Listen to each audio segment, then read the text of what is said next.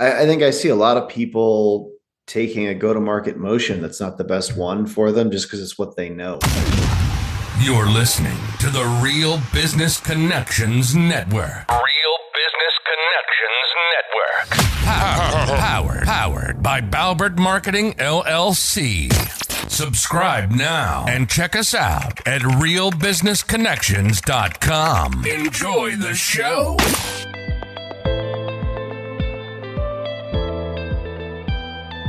Welcome everyone to Learn, Speak, Teach, powered by Balbert Marketing, LLC. If you love to learn, be inspired, and succeed, we're here to speak and teach. I'm your host, Ben Albert. I believe if you're not living, you're dying. If you're not growing, you're withering. And if you're not engaged, you can turn this off right now.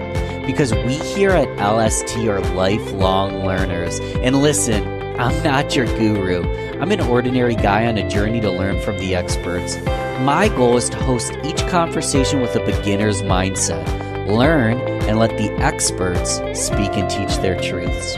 Join us! Oh yeah, and don't forget to subscribe. This episode is brought to you completely free.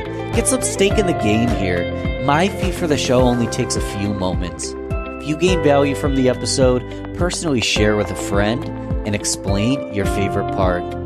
Bonus points. Please leave us a review on Apple, Google Podcasts, or anywhere you listen to the show. All right, let's get started. Welcome everybody to Learn, Speak, Teach on the Real Business Connections Network. I am here today with Steve Benson. Steve, what's up? How are you today? Ben, thanks for having me. I'm great today. It's a beautiful Wednesday in the fall here. Beautiful Wednesday. What's beautiful about this podcast, Steve, is you're on the way up. I'm on the way up. 5 years down the road, people are going to be listening to this and be like, wow, that was a great conversation that happened on a Wednesday in the fall, in October.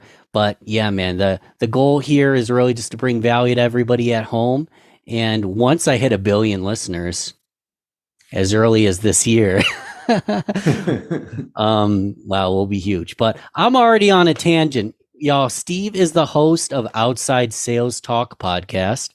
His entire career has been in outside sales with companies like IBM, Autonomy, Google, and after becoming Google Enterprise's top performing salesperson in the world in 2009, in 2012, he founded Badger Maps to help outside salespeople be more successful. He has been selected as one of the top 40 most inspiring leaders in sales lead management.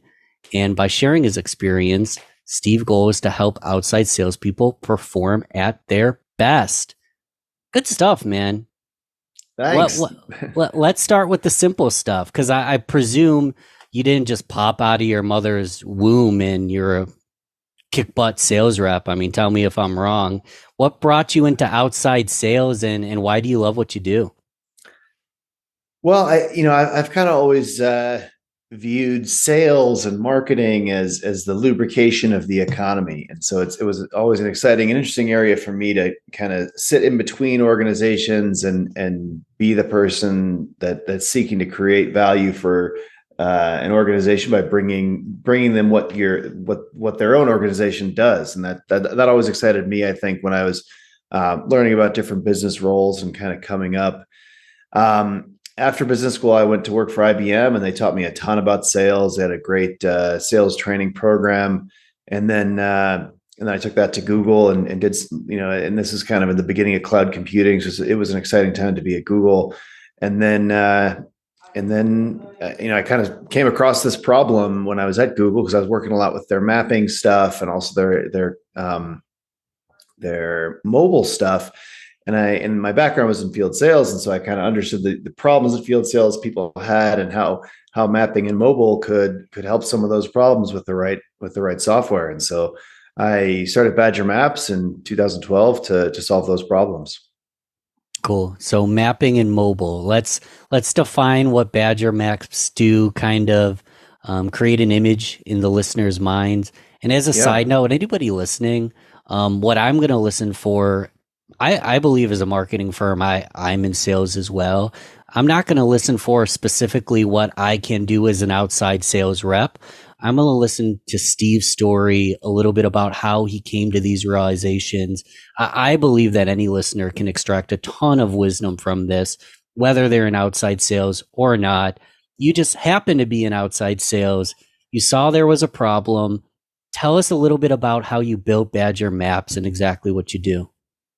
Yeah. So, in a nutshell, what Badger Maps does is helps field salespeople by allowing them to take all their customer data, see it in a mapping environment, and visualize it, understand what's going on, who to focus on. Given the constraint of as a field salesperson, you can only be in one place at a time. So if you're an inside salesperson, you can pick up the phone and call the UK 1 minute and Hawaii the next minute, right? But as a face-to-face salesperson, a field salesperson, you're in this one neighborhood of Honolulu for the afternoon. So, or you're driving northwest out of Honolulu. Who should you stop along the way? Who should you focus on the way back? Who's important right now because of this, that, and the other thing? And what does that schedule look like? What does that route look like if you're going to have 6 meetings in a day? And so what we do is we attach to wherever their data about their customers is, usually a CRM system. Sometimes it's a spreadsheet, but we if it's a CRM system, we'll link up with it and then we'll bring that data in and give them a bunch of tools to make their day more efficient, help them focus on the right people, spend their time more efficiently, and that's really the focus of Badger Maps. I love it. We all need to have the right tools. Obviously, that helps with efficiency, scheduling. What other tools do you recommend for any sales rep, business development, leadership, a business owner? What tools as a manager, as an owner, and as a sales rep have been the most valuable for you? Well, I think it kind of depends on what your go-to-market motion looks like. So on the sales side, you might be going to market with bricks and mortar retail sales, right? So you got a place people are coming to purchase stuff from you. So maybe you're a clothing store. You'd want a different set of tools to manage that sales motion than if you were an inside salesperson, where I think it's really important to be able to measure what's going on the phones, how many dials are occurring, what's the length of those, are they reaching, how long does it take us to get back to the people that are reaching out to us, kind of measuring those types of tools, or measurement tools in that regard are really important. If it's more of a going to market with so close.io is a great one there, and there are a bunch of phone platforms now that help you do that sort of thing. If you're more ticket based, or Zendesk has a great product for that. If you're it's more like you're in a written way interacting with customers, email, IM, etc. Zendesk has a really nice product. If it's more of a traditional sales motion, I think the CRM is super important across almost all these types of things. Mm-hmm. And different there's a bunch of different CRMs, right? And different ones are appropriate for different companies, depending on their size, depending on what their go-to-market motion is. Is it more of a marketing focused go-to-market motion? Is it more of a face-to-face motion?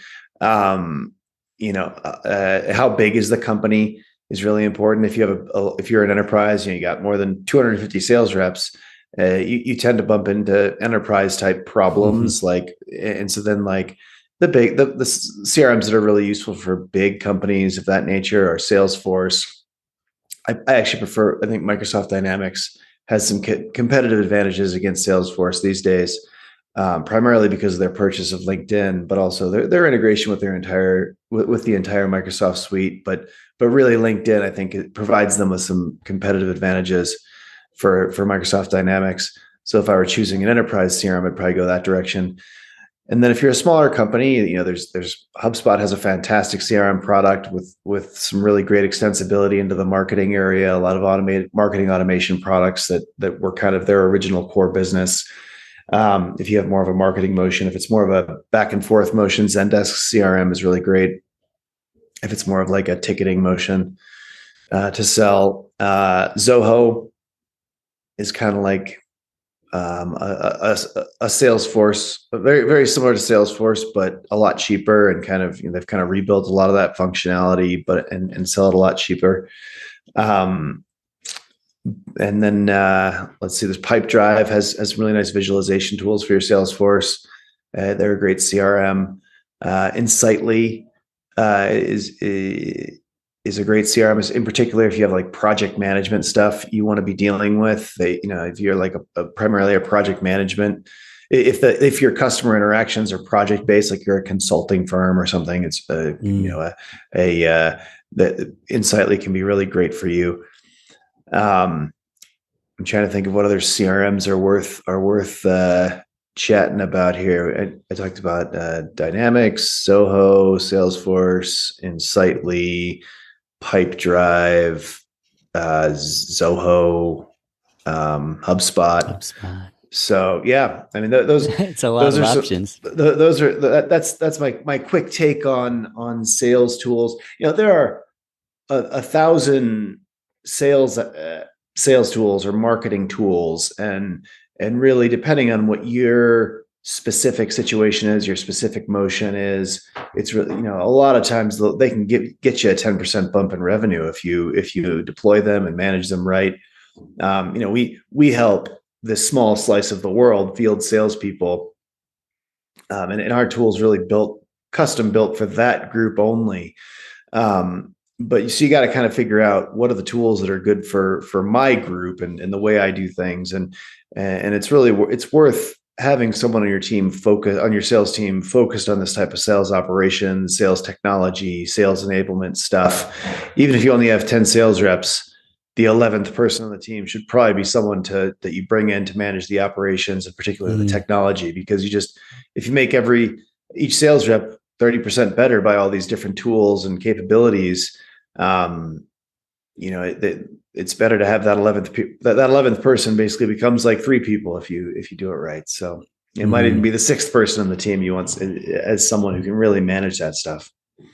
I love that. I have a music background, and they say that if you've got a good lighting team, that's an additional member to the band, because the experience it brings, having someone on operations handling these processes will just in potentially 5, 10, 20x your efficiency if you have the right tools.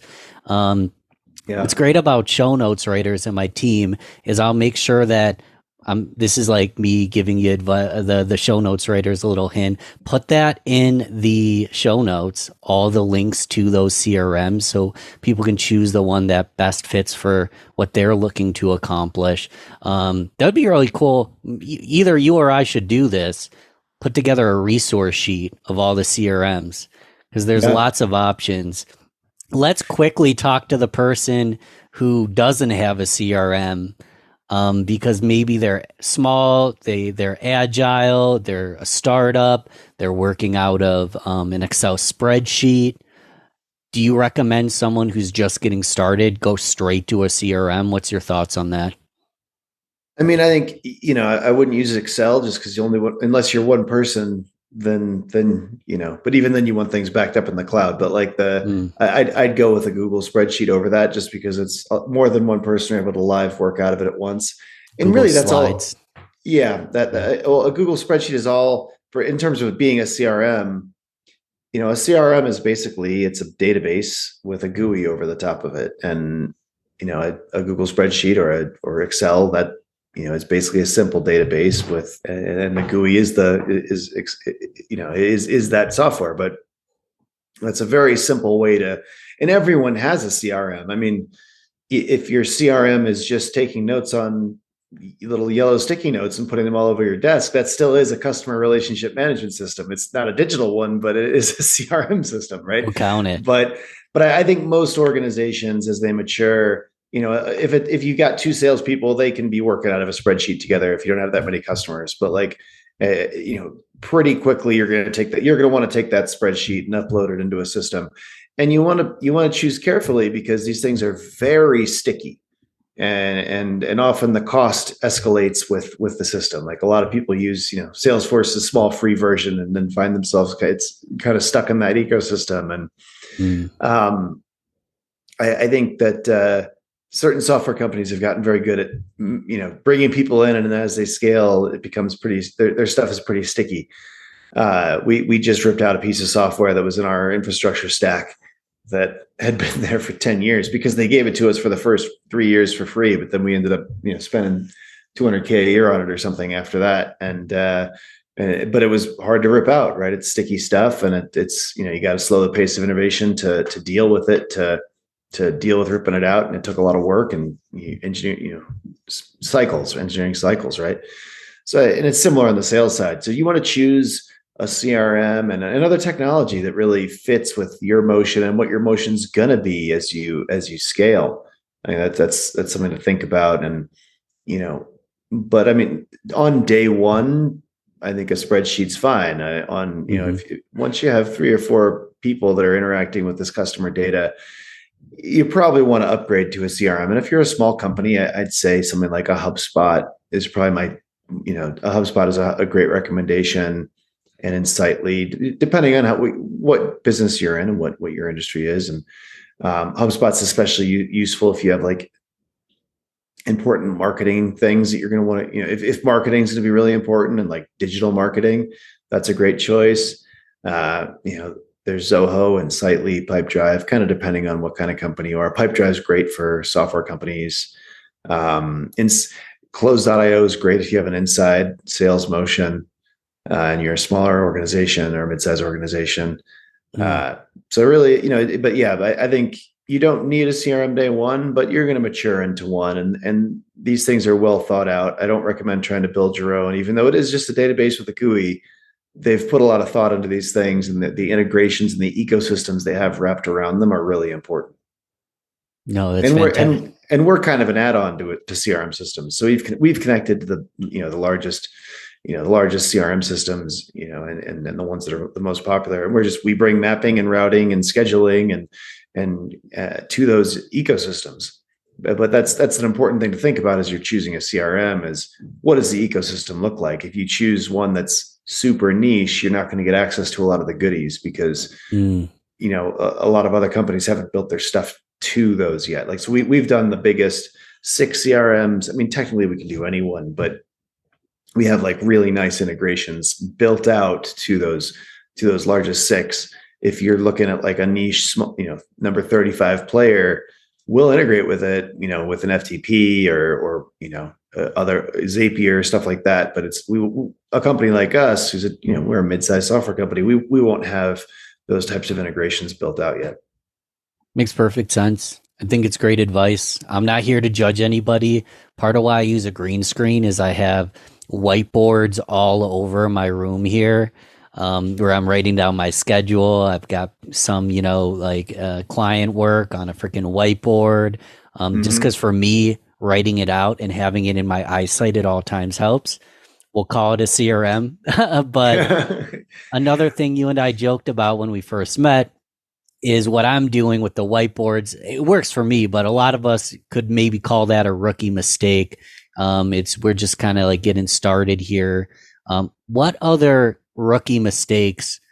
You don't even have to be a rookie, or it might just be a misconception or something you were taught wrong, or you were in the wrong system in a previous company and you learned the wrong way. What other mistakes do you see, people in sales or business development making all the time?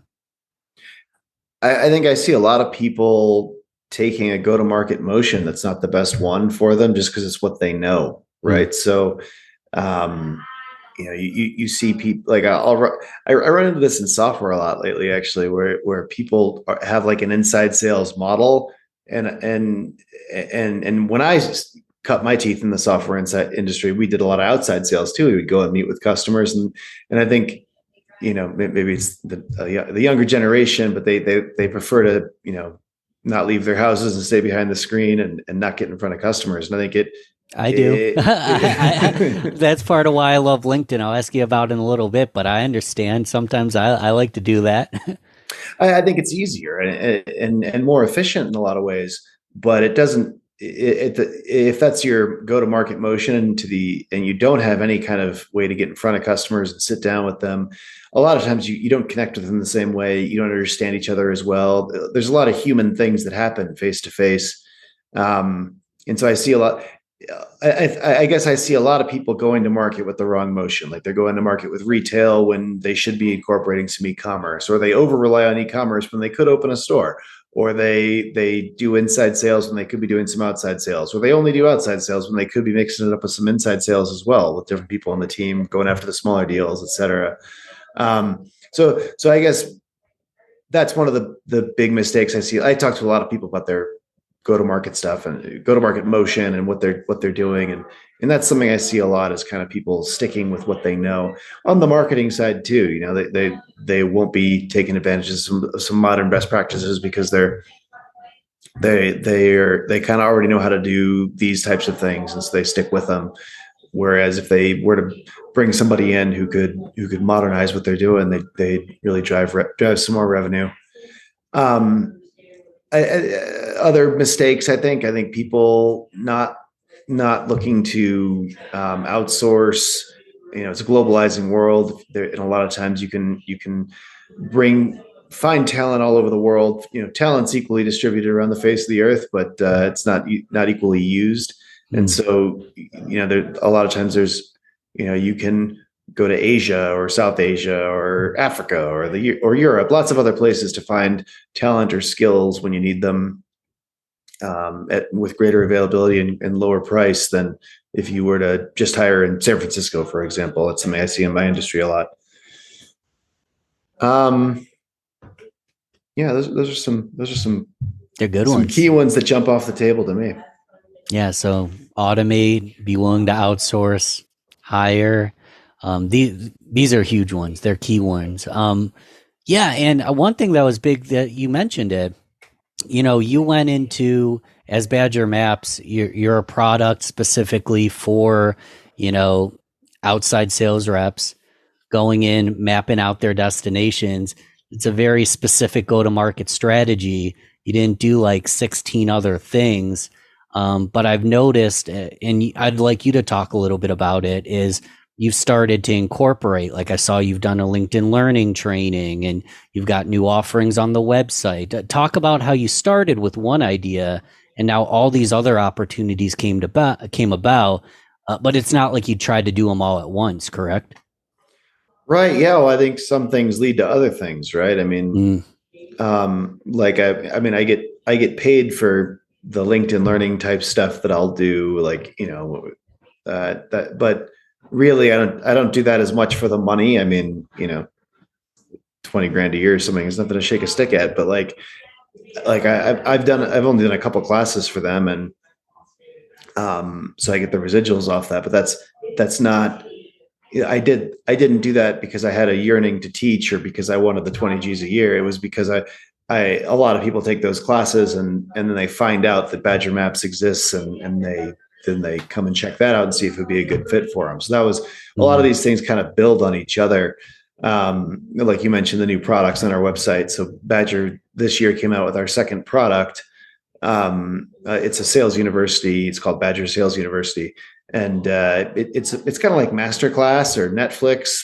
You know, it's a video platform, except all the videos are sales training classes. So the business model is, you know, sales experts in sales that have made videos can put their videos on there, and usually they'll sell it. They usually have their videos on their website behind a paywall or something. They sell them for $500 or whatever, but they can put them on there, and then people that buy access to the service get to see everything for, you know, $29 a month. And so it's like it's a new way for them to monetize all this content that they've created and usually sell.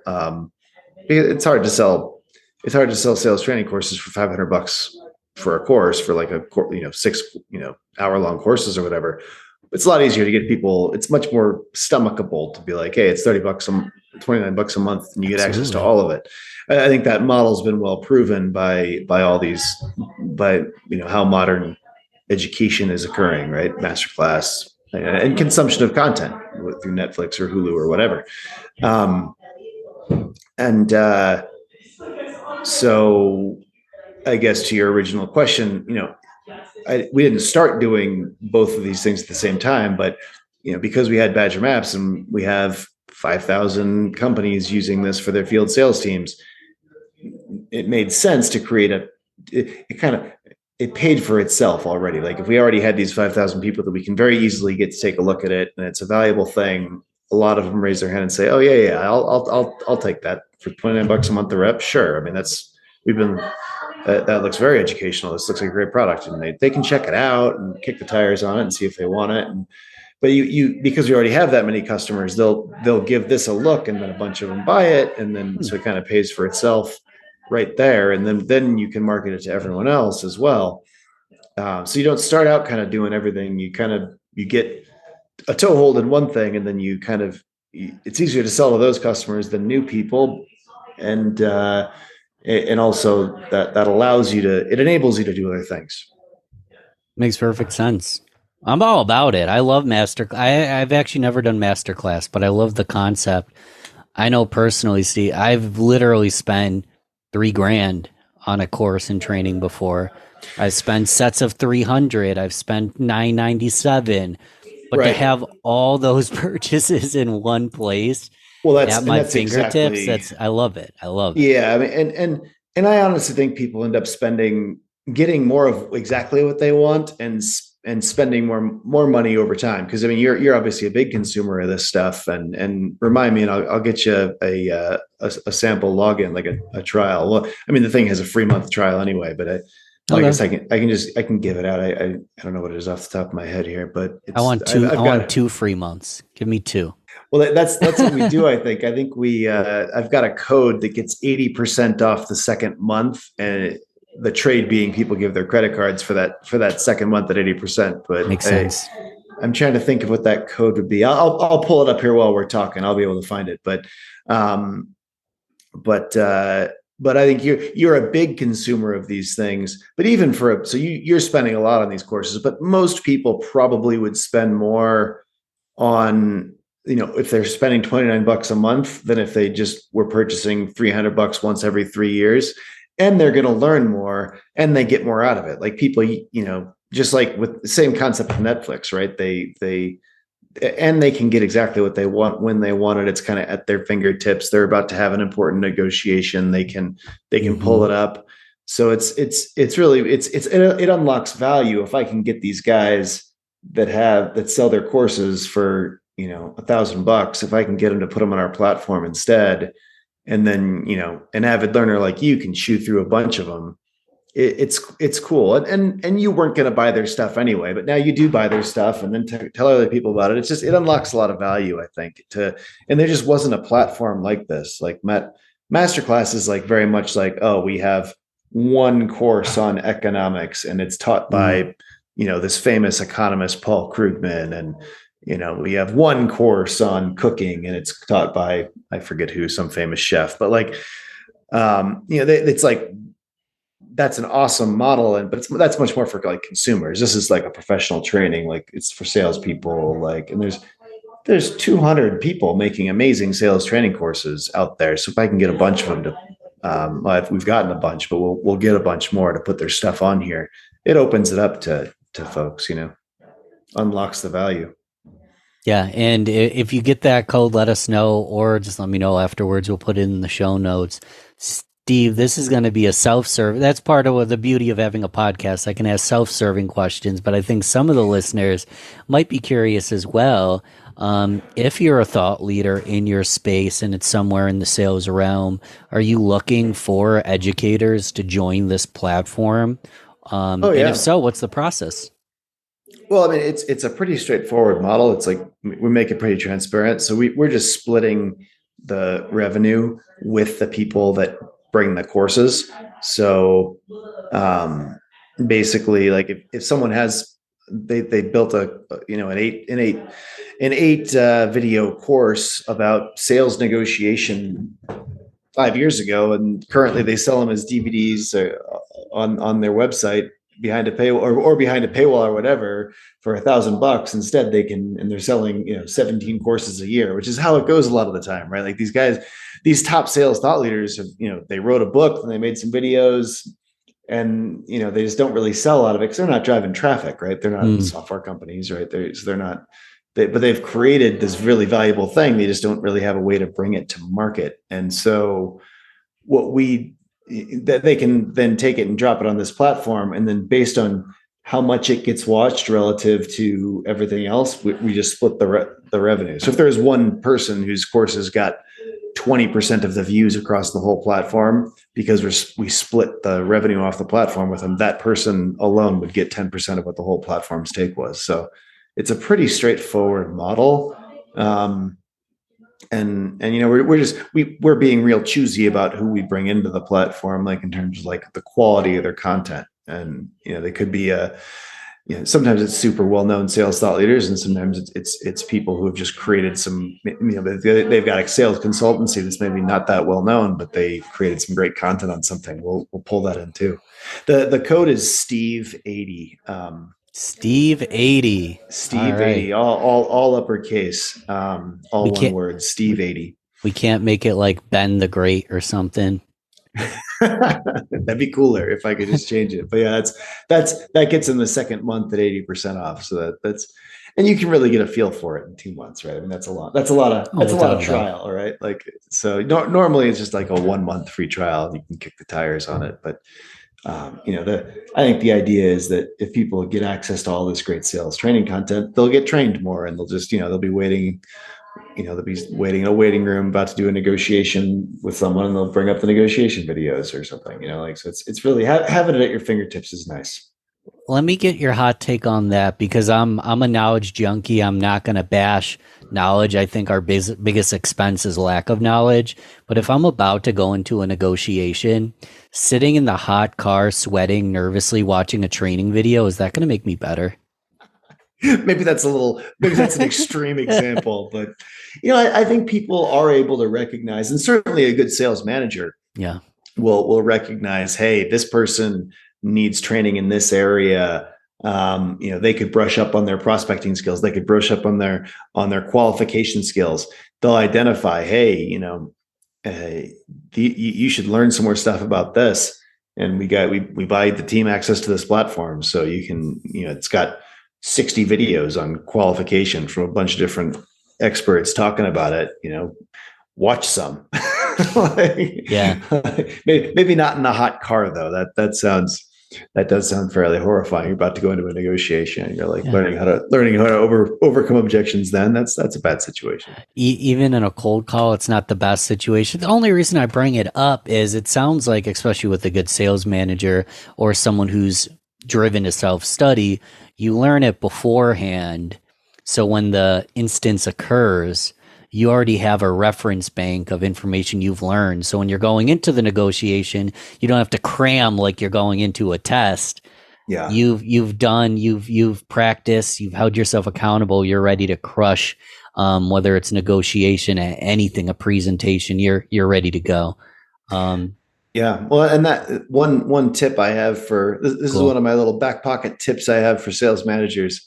You can look at all the skills that are really that you feel are critical for your team to be successful.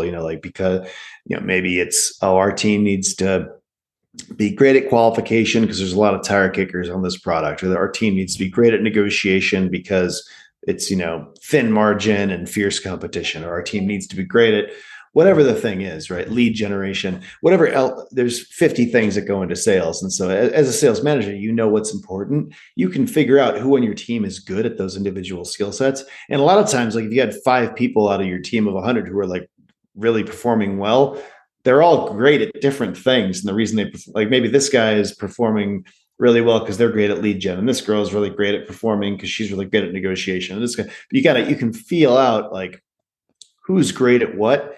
Enable them to be a leader on the team and teach everyone else how they do it for your product specifically. Like have them, in one of the team meetings, have them run the class, have them give the presentation, have them talk about how they do it to be successful. Because people listen to their peers, and because they know Sally kicks ass at this one thing, people, word gets around, and they obviously most sales organizations are transparent. You can see her performance. So they're likely to listen to her if Mhm. she's teaching the class on negotiation. They're like, yeah, you hear what she did in the Johnson account? She crushed it. Crushed it. Like, so let's listen to her. So yeah, I think that's a great tip as a sales manager is you don't have to be the expert in everything, but you're on your team. You need to find the expertise in your team and empower them to be coaches. That makes sense. Well, what this reminds me of, I don't know who I'm ripping off right now, but leaders create other leaders. And the beauty about leaders create other leaders is guess what those leaders do? Create They other create, leaders. yeah, they create more leaders. So have your team in mentorship roles and then have the mentee work their way up to that mentorship role. I love this stuff.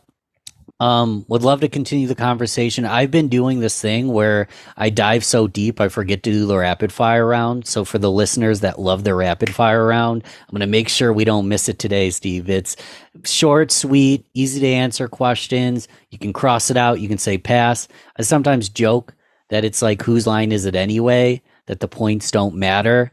But it's Family Feud that we want to rattle them off quick. So I often start with coffee or tea. Coffee. Cats or dogs? Dogs. Favorite time of year? Spring.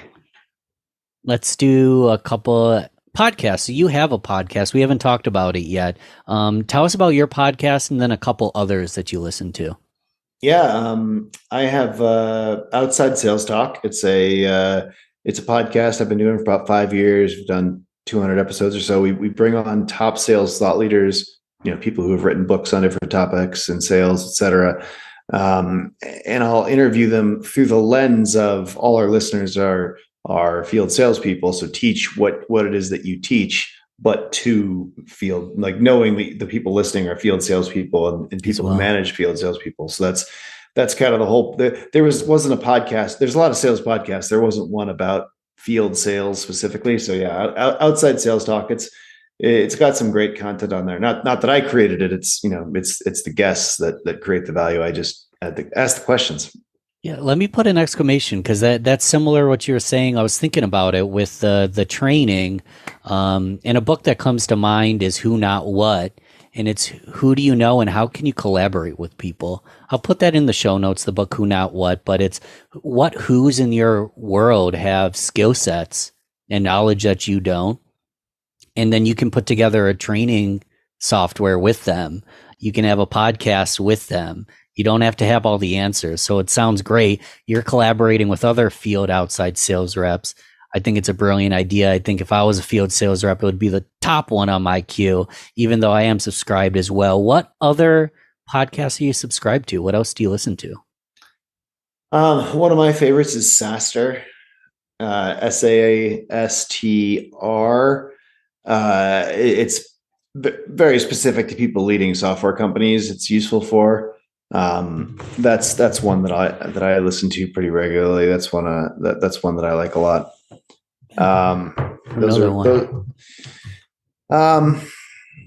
It's funny. I don't even listen to my own podcast, but I was there when it was made though, so it's fine. I mean, yes. I mean, that's really the only one I listen to regularly. It's probably got 600 episodes or so, though. So it's that's plenty. They come out like 3 a week. I hardly stay up with that one. Highly bingeable. We'll do one more big one. Nate Latka's is a great podcast too. Nate Latka. Nathan Latka. He has a great one. Once again, it's about SaaS companies. If you're not running SaaS companies or investing in SaaS companies, it's not relevant. But if you are, it's very relevant. One more big question I like to ask you worked with Google, you LinkedIn Learning, launching your business.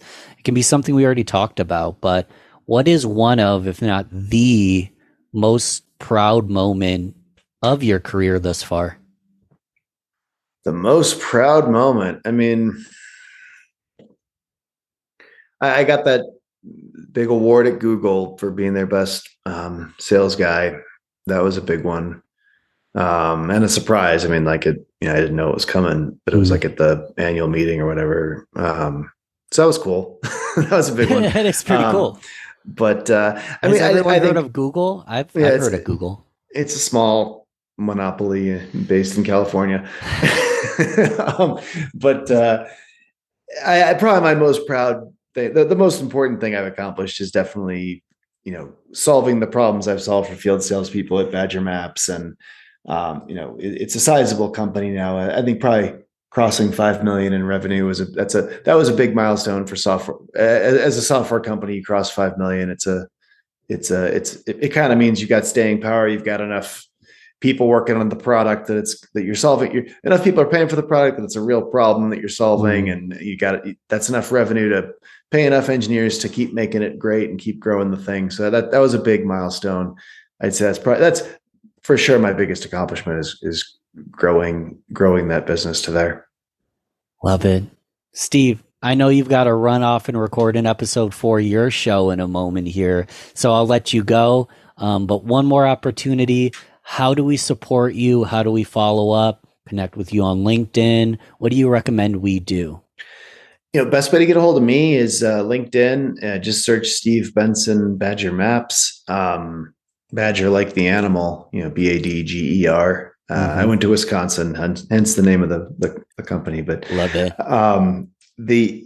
It's the best way to get a hold of me. Website's badgermapping.com. So if you know field salespeople, best way to support me is let field salespeople know that we make a platform for field salespeople to help them do a whole bunch of stuff at this point. So it started out with just mapping and routing and leads, but now it's kind of built on itself over time. Cool. Connect with on LinkedIn. It's on the show notes, gang. Steve, thanks again, man, for coming on the show. It's been a pleasure. Yeah, thanks so much for having me. Thanks again for listening to Learn, Speak, Teach, powered by Balbert Marketing, LLC. You need to go subscribe if you haven't yet. This show is completely free. If you gain value from the episode, personally share with a friend and explain your favorite part.